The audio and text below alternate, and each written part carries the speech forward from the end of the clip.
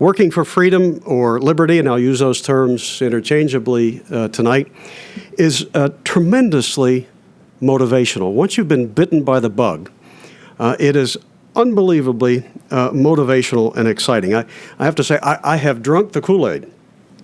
And at times, when I look back and think of the people I've had the good fortune to meet or interview, be involved with, or the countries I have had occasion to visit, I feel like for the last 40 years, I have been drinking the Kool-Aid from a fire hydrant.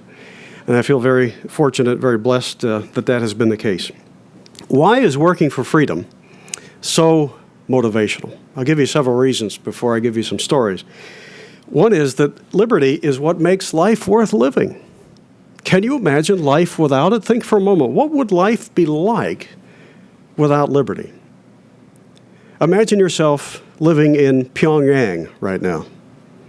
You know enough of what goes on in North Korea, I think, to have at least a visceral understanding of what it must be like to wake up in the morning and go to whatever your assignment is, and to eke out an existence and live your life with little, if any, hope that you could ever yourself be master of your own destiny. Liberty is what makes life worth living. I can hardly think of an earthly cause that is more noble than working for the day when people are free to be themselves, free to use the talents and the abilities that they have, and to put their ambitions and desires to work to shape their own futures. That, to me, is phenomenally motivating. Liberty is something that used to flow from the lips of Americans with great ease. It was enough to change many debates in the early Congresses. If somebody got up and simply said, I'm opposed to this measure because it would do violence to our liberties, I think in early days of American history, that carried a lot of weight with people. Maybe it was enough to defeat many measures.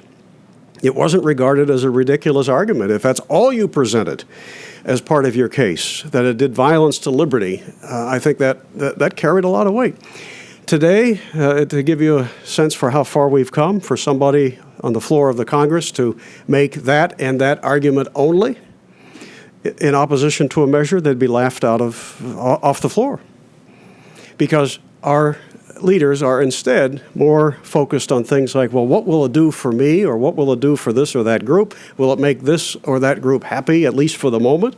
Will it get us through the next election? Those are more important things than will it leave anybody freer as a result, or less free. So liberty is extremely important. It isn't just a happy byproduct of a nice political system. It's what makes life worth living. Another reason I find it immensely motivational is that I've seen firsthand how people live who don't have it, and how strongly they yearn for it, and the measures to which they will go, the risks they will take, with stories to come here this evening, to achieve even a portion of it. And I find that immensely motivational as well. In fact, I think foreign travel has greatly broadened my understanding of just how important liberty is to people. And getting out amongst people in oppressed lands makes a world of difference in how you see the importance of liberty. You have to ask yourself, why did so many people in the mainstream media who were covering Eastern Europe, let's say, pre-1989, why did so many not see any of the immense changes that year coming? Why did they not see it? Why weren't they all writing stories about blow-up imminent, a year before? And yet, based on a visit to Poland in 1986, that I'll share with you in more detail in a little bit, I saw it coming. I started giving some lectures starting in early 1987 under the title, The Unraveling of the Evil Empire. I didn't know when it would happen. But it always bothered me. Why did I see it after 2 weeks in communist Poland, when people who literally lived there as foreign correspondents, why was it such a great surprise to them? It was in part because many of them had sympathies with at least the rhetoric of those regimes, but it was also because they spent too much time reading the news releases from the government instead of getting out and taking some risks and being amongst ordinary people and hearing what they had to say and seeing firsthand what they were enduring. And another reason I find liberty, working for it, so motivational is that liberty is right. it's right. And you can come at that from a variety of perspectives. If you're a Christian, I think you know what I mean when I say that it is what our Maker intends for us. We're not a fleet of robots. We're not stamped from a mold. We're different one to the next. No two people who have ever lived on this planet have been identical. And that very uniqueness, that difference, means that every single individual is special and precious. And I confess, I am a Christian. And from that perspective, I also add some elements from Scripture, such as John 8:32. Ye shall know the truth, and the truth shall make you what? Free. Even if you take that in a very narrow theological sense, you still have to admit that it certainly implies that being free in some sense is a pretty good thing. You shall know the truth, and guess what? A wonderful thing will happen. And what is it? Freedom. I do think that there are more meanings to that than what might come to mind at first to a Christian. I also believe 8th and 10th commandments have a lot to say about these things. You know, thou shalt not covet, thou shalt not steal.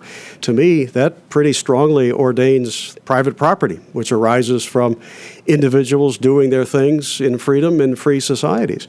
And those commandments don't say thou shalt not covet or thou shalt not steal unless the other guy has more than you do, or unless you really are convinced you could spend it better than the person who earned it, or unless you can find a politician who will take it for you. In each case, there's a period, pretty decisively, early on, right after the words covet and steal. If you're of another faith, one that I am personally less familiar with, my guess is you won't have to dig very far before you'll find plenty of references in your scriptures to individuals following a code that essentially leaves other people alone. In many faiths, you'll find elements of that. If you're of no faith but a believer in liberty, you at least know what a facetious and preposterous argument it is that a handful of elite should try to run the lives of others. You should, I think, accept, even if you're a person of no faith, the notion that people come into this world as unique individuals, and as Leonard Read, our founder, used to say, each possessing the natural right to live his or her life in peace, free of the aggression that might be initiated by others. So for those and other reasons, I find liberty tremendously motivational, and so I have been involved with it in one way or another since my high school days. In fact, so much so that I think if it weren't for this cause, I would probably be unemployable. For me, it started I'm not sure what else I do or can do, but for me, it started in western Pennsylvania, growing up in a little town outside, actually a little town or a little township outside of a little town in Chippewa Township in Beaver Falls, Pennsylvania. And neither parent was really interested in political ideas all that much, least of all my mother, who to her dying day could never say, and she only passed away 6 years ago, she could never tell anybody what it was I do for a living. That's how removed she was from political developments, philosophy, and what have you. My father had the right instincts, however. He was a small business owner, and although he didn't do much reading in these ideas that we promote, he had a visceral understanding of the importance of the individual being free to do his thing. He had an anti-authoritarian streak that I think spilled over a bit into me. And some of you may have heard me tell this story. I remember the first time I really realized this, and maybe it was in later life looking back on it, it became evident how important it was, but I remember vividly in the third grade when he wanted to take my sister and I to Florida in February for about a week for vacation. And I must have said something in my third grade class about, this was what we were going to do, because the word got back to the principal, who then called my home, and I was right there as my dad was taking the call and talking to the principal. And I remember vividly how he responded when the principal said, effectively, you can't take Larry out of school for a week in February and go to Florida. You can't do that. And my dad just got red-faced and very angry, and he said on the phone, he's my kid, he's not your kid, we're going to Florida, don't call again, click. And I cheered him on, and I thought, oh, great. So maybe, I think he planted some of those early questioning of authority genes that I have to this day. But those genes just kind of simmered, I guess, until I saw The Sound of Music at the age of 12. I know it sounds corny, but it struck me as, wow, not everybody in the world lives or have lived as free as us. And I heard it was a true story and that this is about, before the war and so forth. So I started reading about that period. And then took an interest in Eastern Europe, pre-World War II, beyond just Austria, where the film took place. And then really lit up in 1968. Just shy of my 15th birthday, when the Soviets invaded Czechoslovakia. I had watched the developments of Prague Spring unfold all during the early part of that year, and I was cheering on the Czechs as they exerted their desires for greater liberty. They were even talking by the summer of possibly having free elections and giving the Communist Party some real competition at the polls, and I thought, wow, this is great. And of course, with much of the world, I was hoping that the Soviets would let that happen and leave them alone. But they didn't, of course. They invaded, and the night that we first heard in western Pennsylvania, news took a while to get there, might have been several days after the invasion started, I don't know. But we got word of the invasion. I was just one of those moments in your life where you just can't forget how you felt when you first heard the news or where you were. And within days, there was a demonstration in Pittsburgh, 40 miles away, to protest that invasion, organized by Young Americans for Freedom. I got a bus ticket, went up to it, joined in, burned the Soviet flag, and joined Young Americans for Freedom. And at that time, they gave you a copy of the Freeman. If they told me then, 40 years from now, you'll be running the outfit that publishes it, or 40-some years, 42 years, I wouldn't have believed it. Hayek's The Road to Serfdom and Henry Grady Weaver's Mainspring of Human Progress, Bastiat's The Law, Economics of One Lesson by Hazlitt. And the message was, if you want to be an anti-communist, you must know your morality, your philosophy, your economics, and your history. Read this stuff. And it... even though I was already predisposed, I have to say, that changed my life. And to make a long story short, I decided this is where I want to go with my life, to advance liberty, tremendously motivational. It can make a difference, and I didn't care what the odds or the obstacles for success may be. I want to get to some of those foreign travel stories, but I should also fill in some gaps here. After earning my degrees, I went on to teach at Northwood University and did that for 7 years. But increasingly during those 7 years, I was feeling like, wow, this is a great opportunity, but there's a world out there. And there are a lot of people out there who are hurting because of the absence of liberty in places where the principles I'm teaching in the classroom here are not practiced, where they're banned, in fact. I'd like to get involved and try to help some people who are in those situations and trying to exert their liberty. So it was in 1985 that I made my first overseas trip, and that was to the Soviet Union. And it turned out to be, it was in March of 85, turned out to be the very month that Mr. Chernenko died. You wouldn't remember that name necessarily. It was in a long string of short-termed octogenarians who rose to the top and then checked out in a hurry. And he died, and Mikhail Gorbachev became the Soviet leader that very month while I was there. I'm not taking any credit for that or any blame for it, but it happened to be at a very momentous moment to be there. But what an experience right off the bat, first time out of the country other than Canada to witness the Soviet Union at a time when it still had all the trappings of a staunch communist regime before the Gorbachev reforms began to move things in a different direction. Among the things I learned were the extreme prevalence, maybe that's a too easy a term, but prominence of black markets. Everywhere I went, I was running into people who would whisper, you want this, you want that, or you want to sell your blue jeans? I was just amazed that all of this, of course, was illegal activity, but I came away from that and making a lot of friends in the underground Soviet black market, that some of whom I still stay in touch with today. One of them's a Facebook friend, would you believe? And another one who was very active in the black market, I actually later sponsored him and his wife and son, who's my godson, to come to the United States and transplant themselves here. They now live in Houston.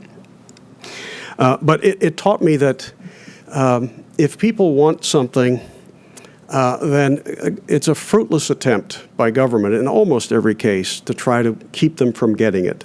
Their ingenuity will sooner or later produce markets, and they will get what they want. So why try with all your police and your dungeons and what have you, repression, to keep them from having it?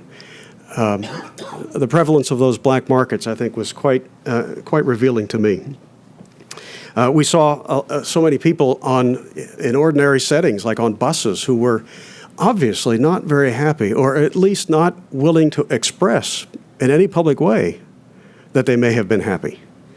Because I was with a group, and we were mostly students, and we were having a great time. We'd be on a bus, the 15 or so of us, having a good time and smiling, joking, laughing a little boisterously on occasion. And then we'd look around, we'd realize everybody else is giving us this awful, cold, nasty stare.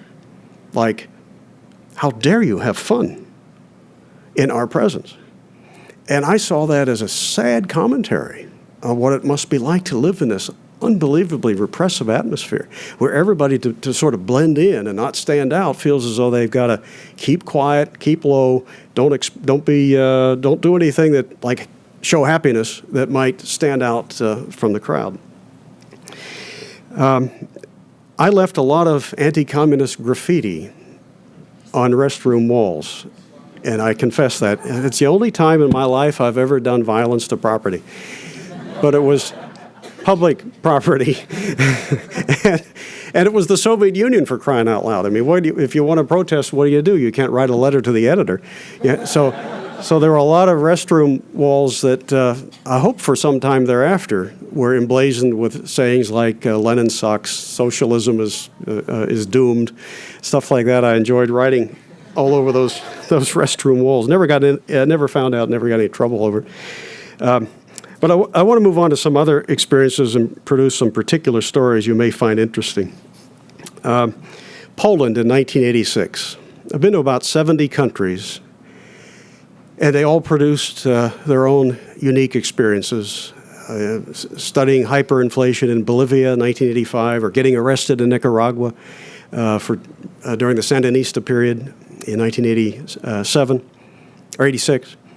But of all the various visits I've made to a lot of places around the world, I have to say that visiting communist Poland in 1986 left the most indelible impressions.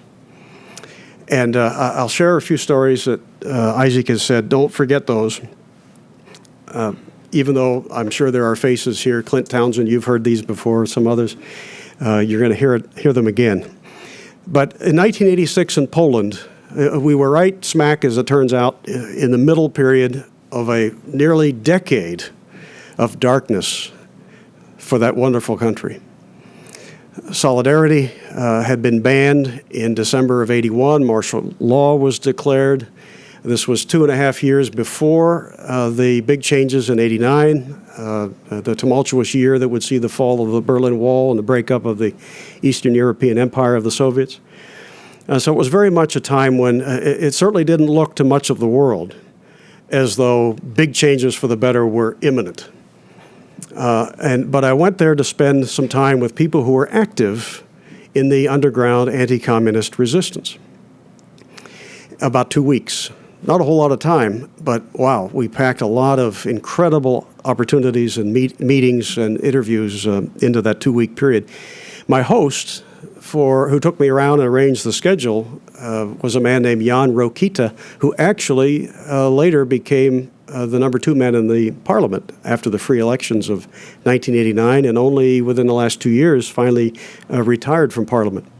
But at that time, he, like so many other people I was meeting with, were periodically rounded up and thrown in jail or interrogated for their under suspicion of being active with the underground in various ways. He was on several occasions burned with cigarette butts by secret police agents and so forth who were interrogating him. Every day I spent with different people, every night at a different home, and I want to share with you 2 evenings and why they were so special. One was with a group of underground printers.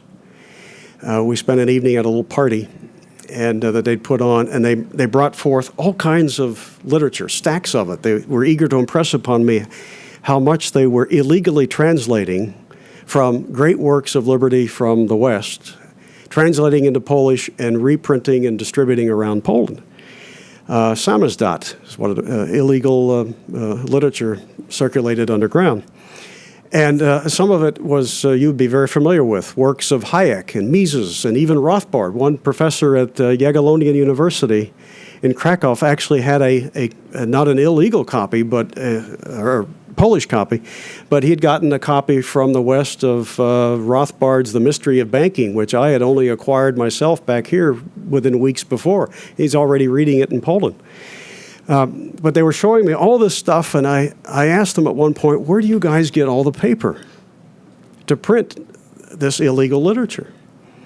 And a young man named Pavel answered, and he said, 2 places. 1, we smuggle it in from the West, and 2, we steal it from communists. And I asked him to explain what he meant by that, and he said, well, the communist government has its own factories where they make their stuff, their propaganda, newspapers, magazines. But many of the workers now in those factories think like we do.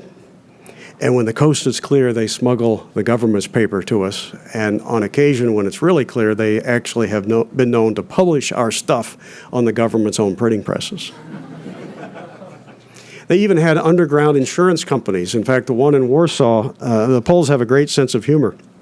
They call themselves Lloyds of Warsaw.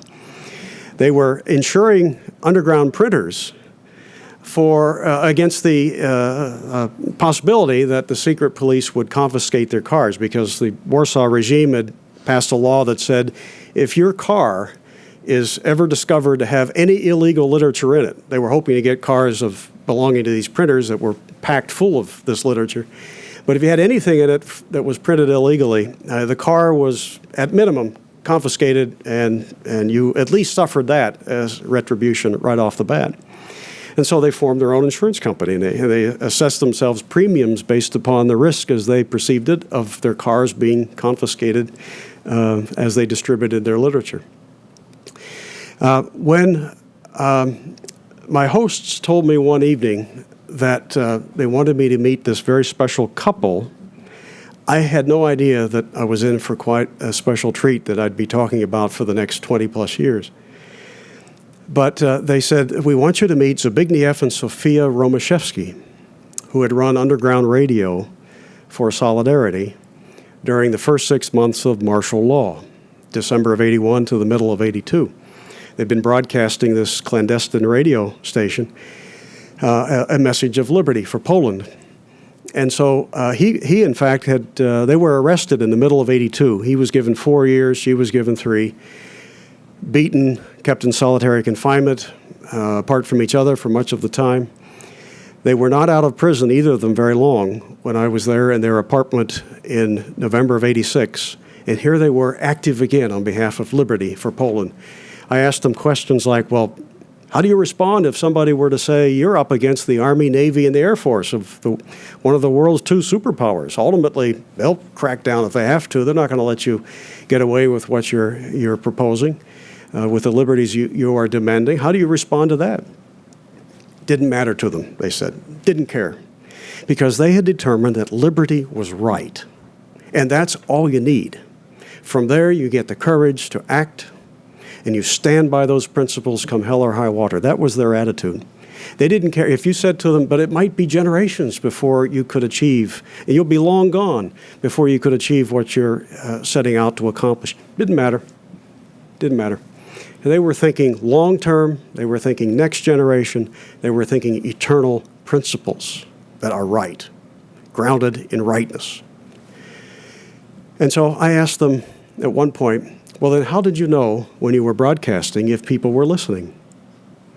And Sophia answered, and she said, we wondered that ourselves. We could only broadcast 8 or 10 minutes at a time, and then we had to go off the air to avoid detection, move to another place and set up again, start broadcasting, hopefully staying a step ahead of the government. And she said, but one night while we were broadcasting, we said to people, if you're listening and you believe in liberty for Poland, blink your lights and call your friends who may be of the same view, ask them to do the same. And she said, we then went to the window, and for hours, all of Warsaw was blinking. 2.5 years later, when General Jaruzelski, the communist dictator, had that electrifying news conference where he said to the world, Poland would be the first country of the East Bloc in the post-war period to hold free elections. And he was asked, why are you doing this? Part of his reply was, Poland has become ungovernable. And I knew precisely what he meant because I had seen what freedom-loving people were willing to do once they were fired up for these ideas. They were putting everything on the line, and it didn't matter how long it would take. They knew it was right. And so we have to thank not only the political leaders of the West who often get the lion's share of the credit for the end of the Soviet Empire, we have to thank those who actually endured it as well, who from the inside worked to fritter away the edifice of totalitarianism, with the result being that a continent is largely free, certainly far freer than the people there were not so long ago. Before I leave Poland, how are we in time? 10 after 7. Okay, so maybe another 5 or 10 before we open to questions. How many of you have heard of Father Jerzy Papajewsko? Okay, just a few. He's worthy of special mention because he is truly one of Poland's greatest martyrs, martyr for not only his church, but for liberty. He had become known as John Paul II's favorite priest. He'd never reached the age of 40, as I recall, but he was well known in Poland in his 30s as an outspoken young priest on behalf of freedom from persecution, for a freer Poland. And the government frequently tried to cause trouble for him. A couple times they staged a raid on his apartment and had the cameras ready to say, oh, look what we found in Father Jerzy's apartment. He's got weapons here. He's got subversive literature. He's trying to start a revolution. We'll be lenient this time, but maybe not next. They were doing all sorts of things like that to trip him up. And there's a great article, if you ever have a chance to read it, I encourage it, in the December 1985 issue of Reader's Digest entitled Murder of a Polish Priest. And the author tells of a visit to Father Jerzy in '84, not long before some awful things I'll tell you about in a moment happened. And as he met with Father Jerzy, he said to him, how can you expect to continue to speak out as you do and not have something awful happen to you? And his reply was, without much hesitation apparently, he said, they will kill me. They will kill me. But he said, I cannot stand idly by as members of my own congregation are picked up, hauled away, simply for speaking their minds. Shortly thereafter, he was coming home to Warsaw from priestly duties in a town called Bydgoszcz. And the only reason we know of what actually took place that evening was that 2 or 3 men who were involved in it were actually later arrested, but only because Father Jerzy's driver had escaped and begun to tell the story. But 3 secret police agents intercepted the vehicle. Jerzy's driver actually escaped. But for several days, Father Jerzy endured unspeakable torture, and his nearly, but not totally, lifeless body was thrown into the Vistula River, where he drowned. Later, when these three policemen had a show trial to try to clear the government of this whole thing, they had testimony from these guys. One of them broke down and said, "I never knew that a man could withstand such a beating." And on that 1986 visit to Poland, I went to his church, St. Stanisław's Church in Warsaw. It was 2 years after he had been killed. And I'll never forget, outside of the church, in the churchyard, large stone cross over the spot where he's buried, candles by the hundreds lit, parishioners streaming into the church, but first paying homage at his gravesite. And then, as I sat during the service, I noticed the familiar Solidarity logo, very jaunty logo on one wall, and I turned to my host, Jan Rokita, and I said, "You told me that that was illegal, that it could not appear in Poland." And he said, "Well, there are always agents of the government sitting in services here. They know it's there, but so far they've left that stand." Simply a logo on the wall. And I went behind the pulpit after the service, and the entire wall was devoted to Father Jerzy. Pictures of him with parishioners, with his dog, and out fishing and so forth. His spirit continues to animate so many Poles today.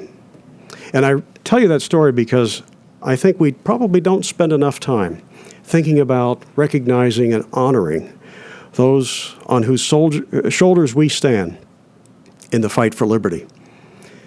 Thank God for people like Father Jerzy, who put everything on the line. Thank God for people like those who fought in our war for independence. I've had so many people lately say, "Gee, I'm so discouraged. How are we ever going to win this? And look at what's happening in Washington. Can liberty ultimately prevail?" And I like to come back at them and say,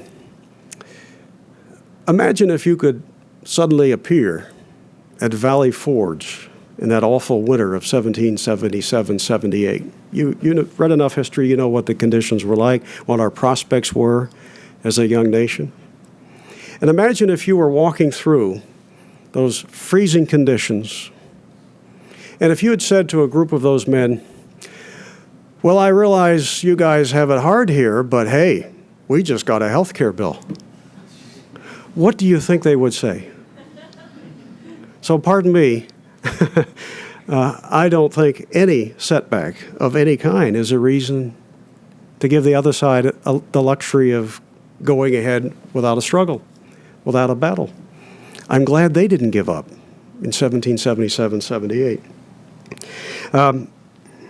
I guess I'll pick one other place. I have a couple on my list here, but I don't have time to tell you about them both.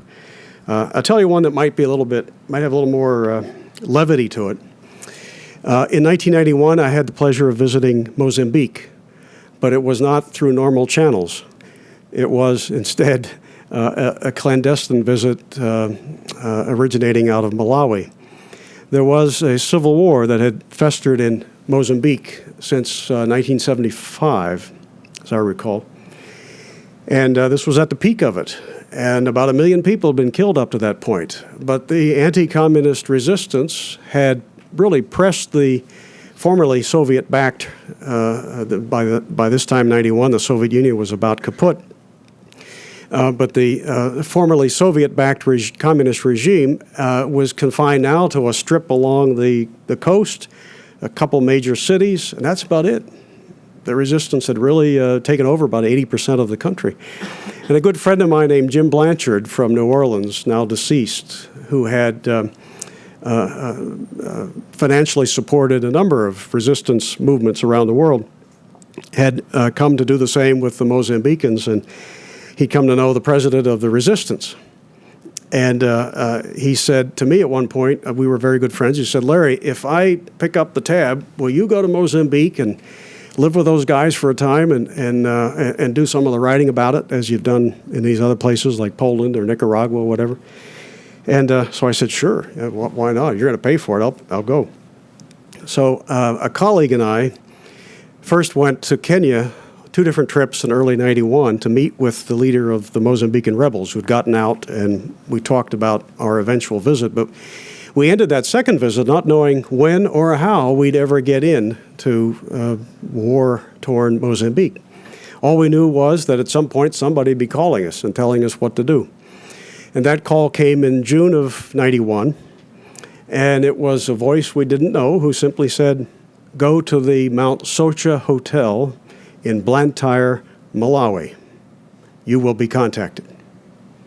So we said, okay, great, we got a ticket. And we went to Blantyre, Malawi, checked into the Mount Socha Hotel, and it was more than 2 days before anybody contacted us.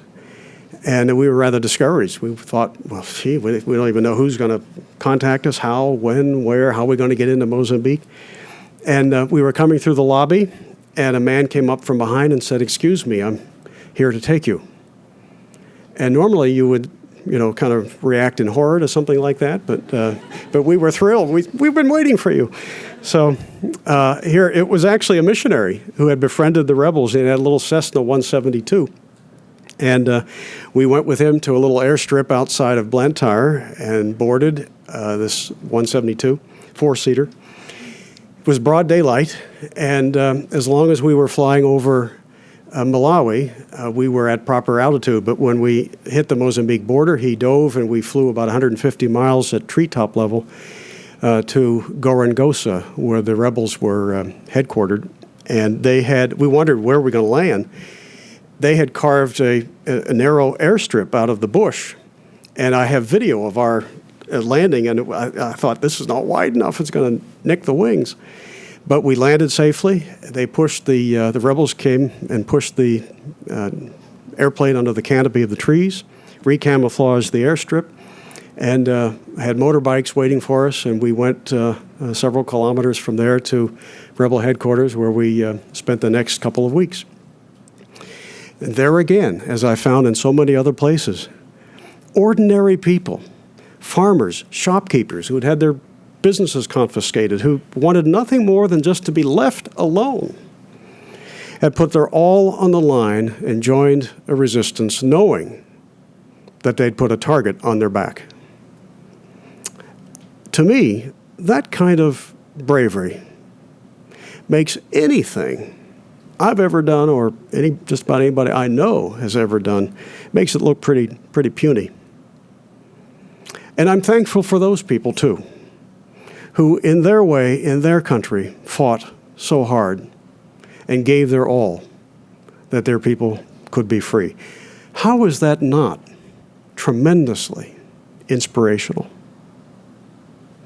I hope that if you ever have a temptation to get down, to be pessimistic, to wonder if what the future may hold or what difference one person can make, I hope you'll think of some of those stories and ask yourself if what your excuse is for not working hard for liberty in our situation, which pales in comparison to what has been endured by so many others in so many other places in present day and in past times.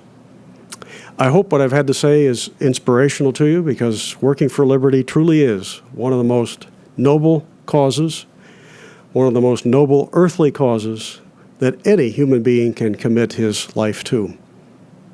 Thank you so much. Be happy to take some questions.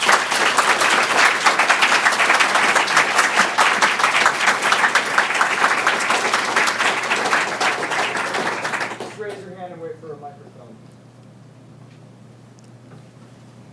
There's people in the back. Just a clarification about what did you do in Mozambique? I mean, you said we stayed there for 3 more weeks, but I'm interested about more. Yeah, I cut that a little short for time reasons.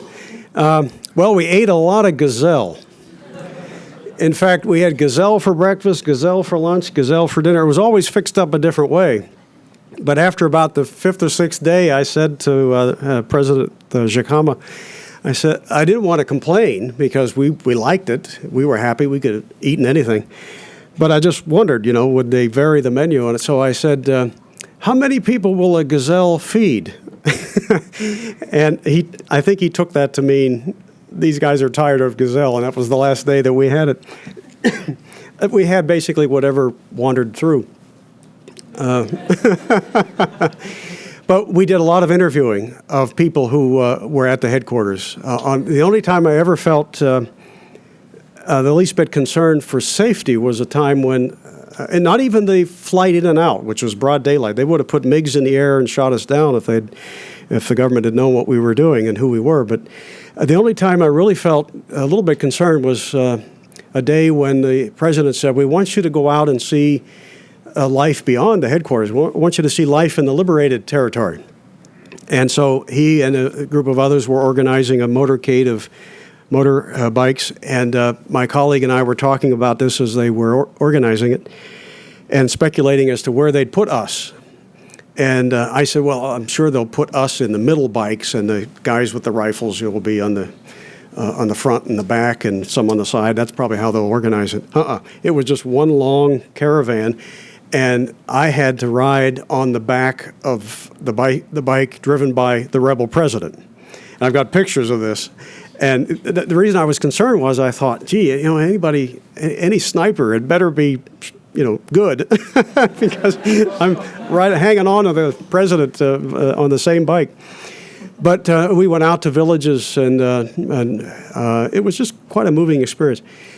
One night, they actually had power by a gas power generator at rebel headquarters, multiple generators, and we watched Lawrence of Arabia on a DVD, or rather a VHS tape, under the canopy of one of their little huts there one evening, which I thought was, I'd never seen that film before, but never thought I'd see it under those circumstances. They had a routine for us every morning at 6 a.m. There would be two rebel women in uniform would come and bring this incredibly sweet, almost syrupy coffee and a breakfast. And then at 6:15, the guy who picked up any laundry that we had and took it and brought it back at the end of the day, neatly folded, pressed, just like at a hotel, and put it on our beds. And these were huts that they had built just for us. That guy turned out, by the way, to be the campus, the headquarters pastor, who led services on Sunday, and whose church had been closed down by the government. So we did a lot of that sort of thing, just experiencing life in rebel headquarters. We could hear bombing on certain days not too far away, but never actually saw any action, you might say, and that put us physically in danger.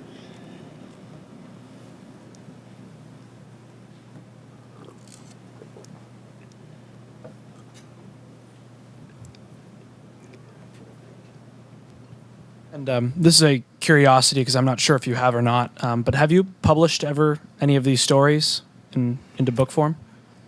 In scattershot fashion, I've published them. I've had a lot of people say, you need to write all that up and put it in one place. I really should. I just haven't. I've been more of a column writer than a book writer. But one of these days, maybe I'll gather it all up and put it in one place and call it a book. Okay, thanks. Out of curiosity, you mentioned rather shortly that you got arrested, or did Isaac? And what's the story behind that? In Nicaragua. It was, arrested. Technically, yeah, we were, but it was brief, about an hour. I don't know how many of you know Jeff Tucker. He's at the Mises Institute. I like to say I'm the only person ever to be arrested with Jeff Tucker. We were in Managua, and the purpose was we wanted to get to know the people who were active in the above ground resistance.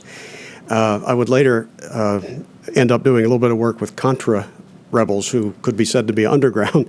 But we wanted to know in the early Sandinista years, we wanted to get to know the opposition party leaders, Violeta Chamorro, who was editor of La Prensa, succeeding her husband who was assassinated, later becomes president, of course. So we were meeting with all of these people whom the Sandinista regime did not like, but they were not, underground. And we did not register as journalists, as technically we were required to do based upon what we were doing and who we were doing it with.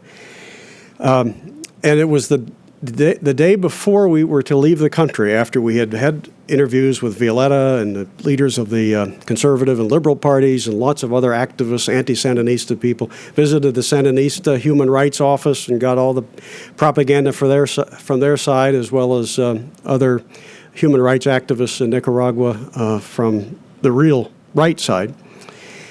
And we were walking past we even interviewed Tomas Borge, by the way, who's one of the three founders of the Sandinista organization, and who headed the secret police. And it was outside of his building, the Interior Ministry, where we had our problems. We knew that we weren't supposed to take pictures of government buildings like that, but it looked like nobody was around. And we thought, well, hey, if we get into any trouble, we can just pretend like we're dumb tourists, so let's just look like dumb tourists. And so for a quick moment, I just held up my camera, took a picture of the Interior Ministry, and put my camera away, and out from trees and wherever they were came 8 or 10 soldiers in khakis and their AK-47s, and they ordered us to sit on a bench in front of the building. And Jeff and I just, we thought, oh, what's the problem? We just took a picture. We acted like dumb tourists. And they took my camera into the building, and we thought, well, they'll take the camera or take the film out, and by the time they get it developed, we'll be out of here. We leave tomorrow anyway. But I had pictures on there with Violeta and some others that would have raised questions about why are you meeting with these people if you're just ordinary tourists. And we had tapes of interviews with them, too. Well, after about 20 minutes, they came back out with the camera. Here, they had just not been able to open it. And I think they thought maybe we were just dumb tourists, so they didn't want to do anything really nasty, and they gave me the camera and ordered me to take the film out. It was the old single-lens reflex with the canister film, so I just opened the back, grabbed the film, and pulled it out of the canister and handed it to them, thinking that I'd rather get in trouble for that, for exposing the film, than for them finding out who it was we met with, because I'm sure they'd bring us in for questioning for that. And they were perfectly happy. I think they thought that's what you do. You pull the film out of the canister. I don't know. But at least they were happy with it, and they let us go. But they had us there for maybe upwards of an hour. So detained might be a better word than arrested. They didn't book us, but they did hold us there at gunpoint for about a half hour or an hour. Where would you go today? What are the hot spots? Where are the good movements at around the world that might interest you today? Is that Robert? Yeah, what's happening, Larry? San Francisco. Saw you 2 days ago, and I know, the event in San Francisco. I'm stalking you. Well, I look back at some of those things and I think, gee, I don't know if I could do that today. There's something about being youthful, that you're willing to take risks that by the time you're 57, you might not. So I'm not sure if I could do some of that stuff, at least as blithely as I did back then. But I'll tell you if I could muster the same courage, I would love to go to Havana or Pyongyang. But I think but I think that those would be, especially Pyongyang, would be incredibly risky if you could even get in. To venture out on your own, my guess is, from what I understand, they keep pretty close tabs on you. If you do get approved to visit, you can't go very far.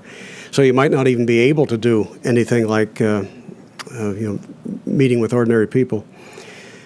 So I guess I'm more interested these days in going to places that are newly or recently liberated, like some countries of Eastern Europe, where the prospects are really bright and for the long term, where people are interested in freedom and they're forming organizations to advance these ideas, and they're freely publishing and distributing great works on freedom.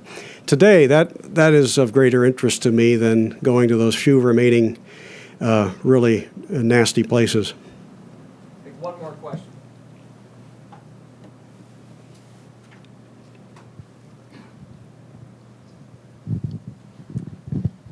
Like you, I believe that religion and liberty are very compatible. I find it very persuasive that big governments infringe on free will, and then if you have a coercive power telling you to give to the poor, it's very different from doing good work, voluntarily giving to the poor. Do you find that persuasive as well? And if so, what is the best forum in which you can convey that to others who may be very much in favor of a big government to legislate morality?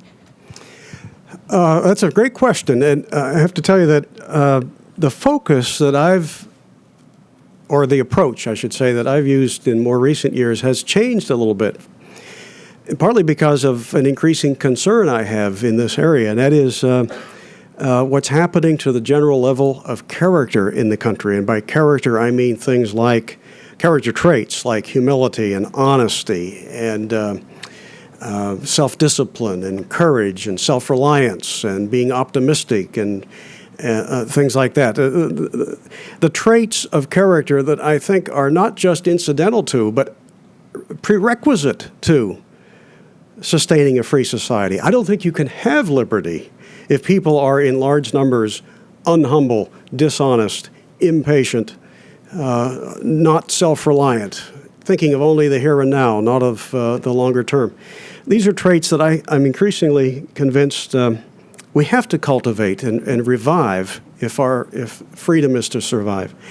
And so I find myself frequently combating statist arguments by raising questions of character, by turning it around and not so much lecturing at somebody, but actually trying to get them thinking in terms of their character. What does it say about a person's character that they're willing to resort to the use of force or hire someone else to do it for them to satisfy some? Doesn't that prick your conscience in any way? Does it not bother you? This is what I like to ask. Does it not bother you in the slightest when you suggest that the way to solve a problem is to call the cops, to employ force? Why is that your first recourse? Isn't that caveman stuff?